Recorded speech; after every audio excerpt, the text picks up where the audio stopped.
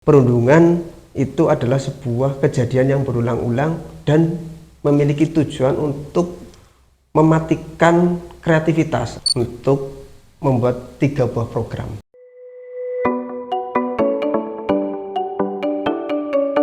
Assalamualaikum warahmatullahi wabarakatuh. Bersama saya Igu Erianto dalam podcast PGRI Cabang Ngaji Barang. Sobat guru dan insan pendidikan Indonesia, saat ini pendidikan Indonesia sedang mengalami transformasi. Sebagai pendidik, tentunya kita harus adaptif dan inovatif. Hal tersebut akan dibahas tuntas bersama narasumber kita, Bapak Anton Sauji. Selamat pagi Pak Anton. Selamat pagi Pak Igu. Bagaimana kabar hari ini Pak Anton? Alhamdulillah saya sehat. Pak Igu bagaimana kabar? Alhamdulillah sehat juga. Sobat guru dan insan pendidikan Indonesia, Pak Anton saat ini menjabat sebagai Kepala SD Negeri Kalibenda Korwil Pendidik Aji Barang.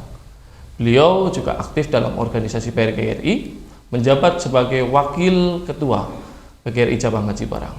Selain itu, Pak Anton juga aktif dalam komunitas guru penggerak. Beliau menjabat sebagai Koordinator Guru Penggerak Kabupaten Banyumas Angkatan 5. Tak perlu berlama lagi, mari kita bahas tentang transformasi pendidikan bersama Pak Anton. Pak Anton, menurut Anda bagaimana transformasi pendidikan di Indonesia? Baik Pak Igu, menarik sekali. Apa yang disampaikan Pak Igu tadi betul sekali bahwa pendidikan saat ini sedang menjalankan sebuah transformasi. Yang mana menurut saya transformasi pendidikan Indonesia saat ini keren Pak Igu. Pemerintah melalui Kementerian Pendidikan, Riset dan Teknologi membuat kebijakan pendidikan berdasarkan atau berlandaskan filosofi dan pemikiran Ki Hajar Dewantoro, yang mana beliau adalah tokoh pendidikan masa lalu, namun pemikirannya masih sangat tepat diterapkan saat ini. Salah satu yang menurut saya sangat keren adalah pemikiran beliau tentang tujuan pendidikan, yang mana menurut beliau pendidikan adalah sebuah proses menuntun agar siswa selamat dan bahagia yang setinggi-tingginya. Kalimat setinggi-tingginya ini maksudnya adalah menjadi dirinya sendiri juga bahagia sebagai anggota masyarakat. Dari apa yang tadi disampaikan Pak Anton, saya berusaha mengutip satu pernyataan Pak Anton. Mewujudkan murid yang selamat dan bahagia. Upaya-upaya yang dapat dilakukan oleh sekolah menurut Pak Anton seperti apa? Baik, Pak Igu, saya selaku kepala sekolah di SD Negeri 1 Kalibenda untuk mewujudkan peserta didik yang selamat dan bahagia, saya sudah berkomitmen dengan komunitas ataupun warga sekolah untuk membuat 3 buah program. Yang pertama, kami membentuk tim pencegahan dan penanganan kekerasan terhadap anak. Itu sesuai dengan arahan atau edaran dari Kementerian Pendidikan dan Kebudayaan, Riset dan Teknologi nomor 46 tahun 2023. Tim ini yang bergerak untuk memastikan bahwa lingkungan sekolah kita adalah lingkungan yang aman dan nyaman bagi siswa kita.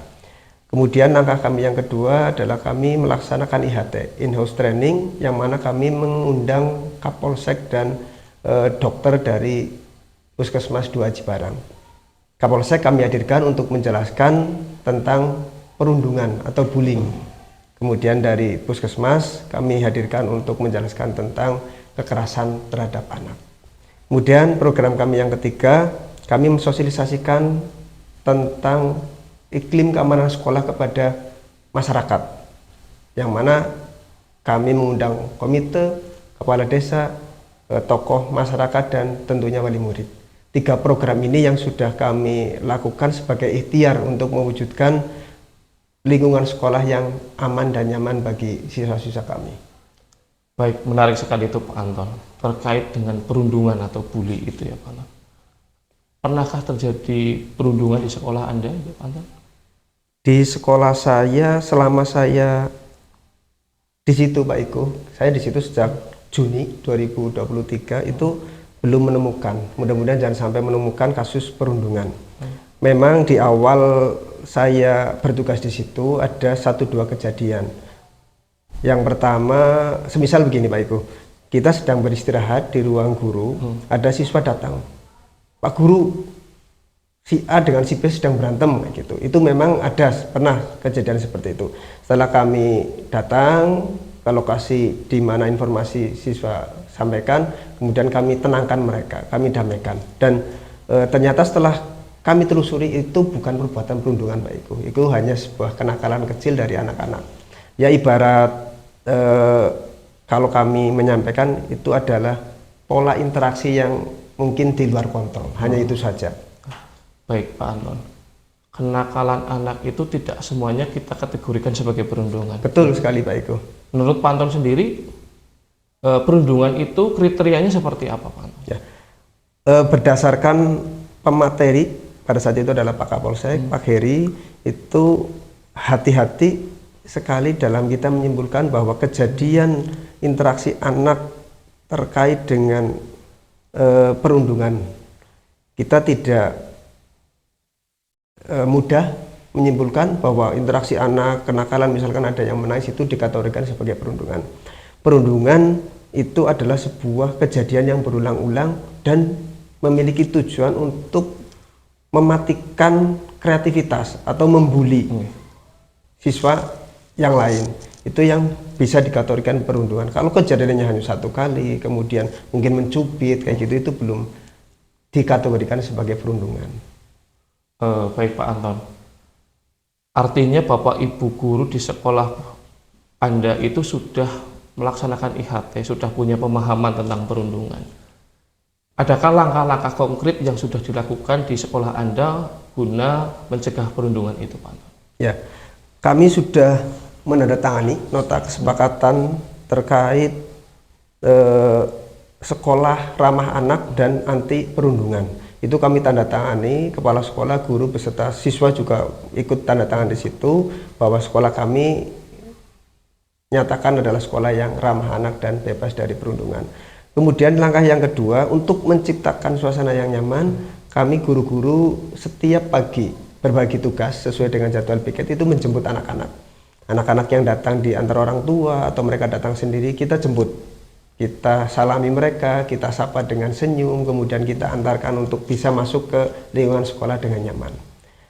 Langkah yang ketiga, setiap jam istirahat, saya beserta guru piket itu membersami anak-anak Pak Iku. Jadi kita keliling di lingkungan sekolah, anak istirahat kita dampingi, kita ajak ngobrol. Itu upaya ikhtiar kami untuk mencegah perundungan dan dalam rangka mewujudkan lingkungan yang nyaman di sekolah saya.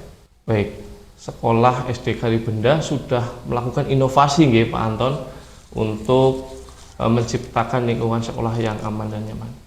Dampak yang bisa dirasakan sejauh ini bisa diceritakan Pak Anton? Alhamdulillah Pak Iku, saya bersyukur setelah ikhtiar yang kami lakukan tadi, kejadian anak menangis, kejadian berantem, apalagi sampai bullying, kemudian kekerasan terhadap sesama siswa itu tidak saya temukan lagi. Mudah-mudahan ini akan berlanjut dan membangun sebuah ekosistem sekolah yang menyenangkan bagi mereka dalam suasana pembelajaran yang lebih nyaman dan aman. Baik, terima kasih Pak Anton atas berbagi praktik baiknya. Sobat guru dan insan pendidikan, karena waktu yang terbatas sehingga obrolan kita mungkin diakhiri sampai sekarang. Kemudian Pak Anton, mungkin kalau ada waktu lain kesempatan kita bisa berbincang kembali. Baik, siap. Rekan-rekan semuanya, sebelum ditutup, mari kita dengarkan satu pernyataan penutup dari Pak Anton. Mohon izin Pak Anton. Terima kasih Pak Iku, sobat guru dan insan pendidikan di Indonesia.